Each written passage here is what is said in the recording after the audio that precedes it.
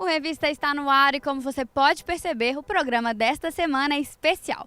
Estamos no Inhotim, que fica em Brumadinho, a 60 quilômetros de Belo Horizonte, para te apresentar um dos melhores e mais encantadores museus do mundo. O local é destino preferido de mineiros, brasileiros e estrangeiros.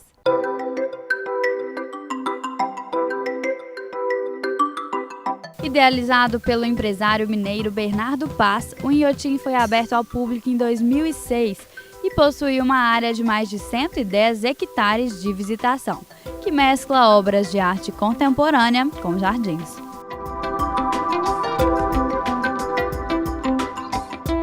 O espaço já recebeu mais de 1 milhão de visitantes de todo o mundo e foi eleito pelo site TripAdvisor como o segundo melhor museu da América Latina e um dos 25 melhores do mundo.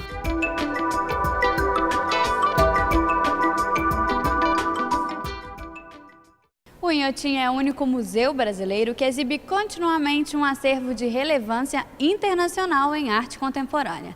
Na primeira parte do programa de hoje, nós vamos conhecer um pouquinho das obras de arte que estão por aqui.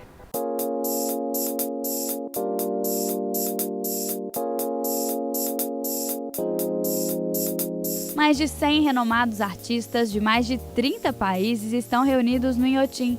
O acervo do museu reúne mais de 500 obras que foram produzidas entre os anos 60 e os dias atuais.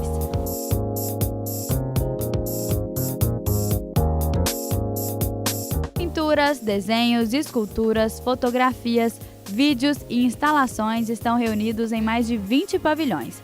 Desses, 4 são de exposições temporárias. Pedro, essa galeria específica foi a mais recente inaugurada. O que os visitantes vão encontrar aqui?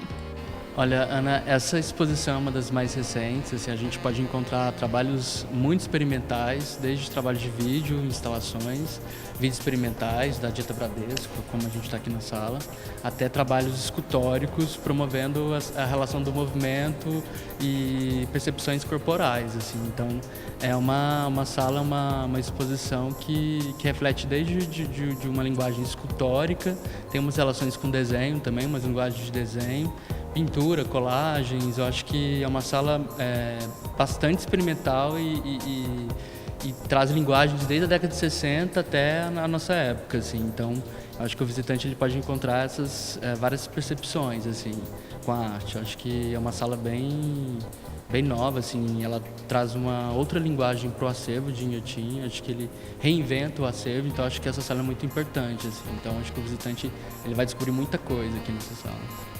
Além dessa sala, tem outras várias galerias espalhadas pelo parque. Mais ou menos quantas obras, quantas galerias tem no Inhotim e quais, assim, vale a gente destacar? Bom, essa é bom a gente destacar porque eu acho que é uma das mais recentes, é uma galeria temporária. Hoje em Inhotim a gente tem as galerias temporárias e as galerias permanentes, assim. Hoje a gente pode intitular, para a gente talvez aprender esse acervo, as galerias que têm o nome de lugar, mais ou menos, Galeria Lago, Galeria Fonte, são as galerias temporárias que recebem os trabalhos de mais ou menos 2 em 2 anos, assim, é mais ou menos esse tempo de troca de acervo. E tem as galerias permanentes que recebem os nomes dos artistas, assim, Galeria Adriana Varejão, Galeria Cildo Meirelles, que se o visitante voltar daqui 5, 10 anos em Inhotim, ele vai encontrar essa exposição. Ele pode rever essa exposição de uma outra maneira, com outro olhar, assim. Então, Inhotim trabalha com esses acervos temporários e esses acervos fixos, assim, permanentes. Além dos pavilhões, né? São os convites que os curadores de Inhotim convidam os artistas a fazerem os trabalhos especialmente para Inhotim. Que eu acho que isso é interessante a gente abordar nessa curadoria, nesse acervo também. Inhotim tem uma característica peculiar que atrai gente que não é ligada, não se envolve tanto com a arte contemporânea para conhecer o museu. O que os visitantes acham? O que assim, desperta nele essa curiosidade? Bom, eu acho que a arte contemporânea ela promove essa ruptura. Eu acho que o objetivo dela é promover essa ruptura, promover esse certo incômodo, assim. Eu acho que, querendo ou não, é uma linguagem artística que mexe um pouco com a gente. Acho que não mexe só com o olhar, né? Só com essa relação do olhar, mas uma relação totalmente corporal. e experimental também. Ela em si é muito experimental, então se você chegar em Inhotim você vai ver trabalhos desde colagens, a pinturas, a esculturas, instalações, a trabalhos totalmente relacionados ao corpo. Então são obras que talvez convidam você a tirar o sapato, convidam você a deitar, a relaxar. Então acho que é uma linguagem que talvez mexe um pouquinho com o seu senso, assim, com sua parte sensorial. Assim, acho que é isso que a arte contemporânea ela provoca, eu acho.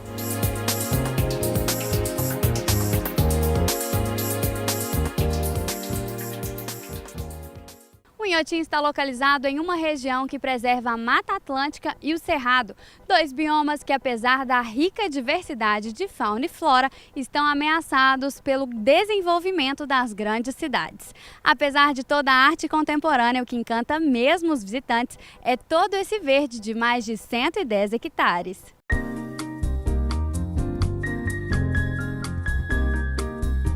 Engana-se quem pensa que formar um jardim tão grande e tão variado como o do Inhotim é fácil.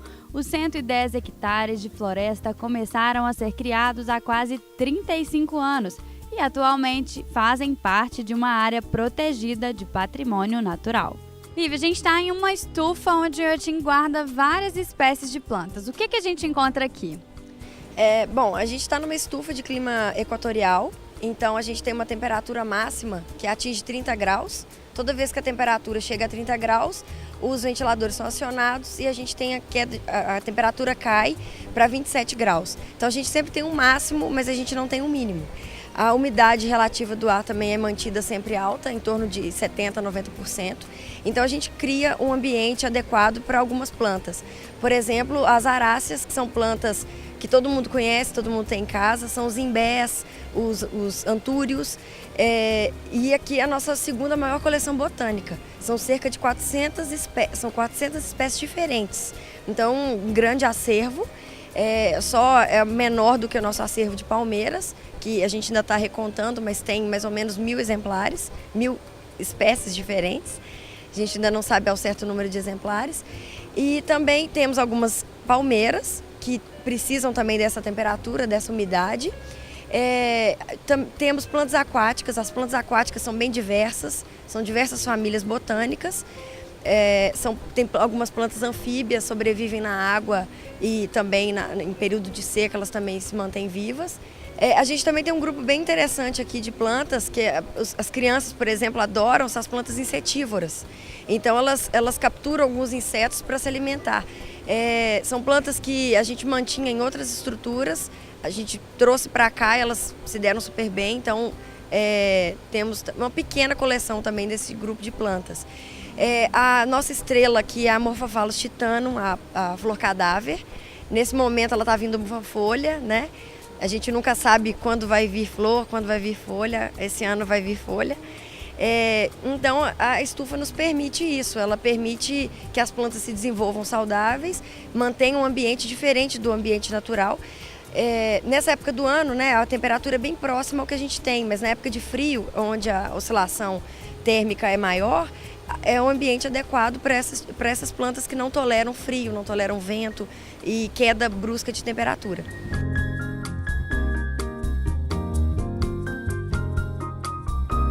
Agora nós vamos conhecer um pouquinho de um jardim desértico. Lívia, quais são as características desse jardim? Bom, o jardim tem como característica o uso de algumas plantas de ambiente desértico e plantas que têm menor necessidade de água. Então, algumas plantas também que retêm um pouco de água, que são as plantas suculentas, assim como os cactos, as agaves, enfim, uma diversidade grande de plantas. E o interessante desse jardim é que a gente, para manter as plantas assim com menor necessidade de água, no ambiente que a gente está aqui de muita chuva, a gente teve que fazer um trabalho de drenagem, né? Então aqui foi feito um trabalho grande de drenagem para que essas plantas pudessem resistir também ao nosso volume de chuva, que é bem alto. E agora nós estamos num jardim que ganhou o nome de Vandário. Lívia, por que esse nome? É Vandária porque estamos aqui com um grupo de vandáceas, é um grupo, um subgrupo de orquídeas, então todas essas orquídeas têm a mesma característica. Então o grupo das vandas, temos vários gêneros diferentes aqui de orquídeas, mas são todas vandáceas. Quais características principais desse jardim? Bom, como a gente pode ver aqui, essas plantas não precisam de substrato, elas não precisam de terra para ficarem vivas. Então elas retiram nutriente, umidade do ar. Então ele é bem interessante porque as plantas ficam suspensas, como se elas tivessem uma chuva de plantas. Então ele chama atenção por causa disso. Principalmente, né, o principal atrativo é esse. Segundo, que as plantas são orquídeas, então são lindas, são grandes flores, muito coloridas. E até no meio dos jardins tem arte. A gente tem 122 bancos do artista Hugo França. A maioria dos bancos é de uma madeira bem resistente, pequi vinagreiro. Então é uma madeira bem resistente a insetos, a brocas, né, os cupins. Então, e eles ficam assim, eles dão essa beleza toda diferente aos jardins. E eles têm várias tonalidades de madeira. Uns são mais claros, como esse. A gente tem também alguns mais escuros, mas é uma madeira bem mais escura. Então, eles também criam uma diversidade interessante ao jardim. E essas madeiras são todas reflorestadas? De onde vem essa madeira? Bom, é bem interessante essa história porque o artista, ele utiliza a madeira que a indústria moveleira não utiliza. Então é a madeira que seria o refúgio. Ele aproveita, por exemplo, a madeira que teve uma ação de broca. Então, que por uma broca fez uma galeria, fez um buraco na madeira. Então, ele usa muito bem do que a natureza degradou da madeira. É bem interessante, porque é um uso sustentável da madeira, né? E quem quiser pode levar um pedacinho desse paraíso para casa. Esse vidrinho vai com esse gel, tem todos os nutrientes necessários para a planta. Durante 90 dias ela fica armazenada aqui e são clones de plantas que tem aqui no museu. Então é uma forma de levar para casa um pedacinho do inhotim. E depois que passa esse prazo de 90 dias, a pessoa consegue aproveitar? Consegue, ela vai tirar o gel, vai lavar a raiz e vai plantar na terra, tem um crescimento de uma planta normal. Pode ter um pedacinho de inhotim em casa. Isso, é uma forma de levar.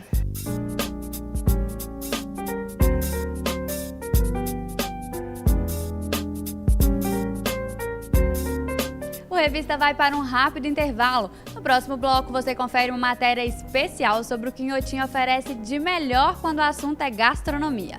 Também vamos conhecer alguns projetos sociais oferecidos pelo museu para crianças e adolescentes. É daqui a pouco, depois do intervalo. Não saia daí!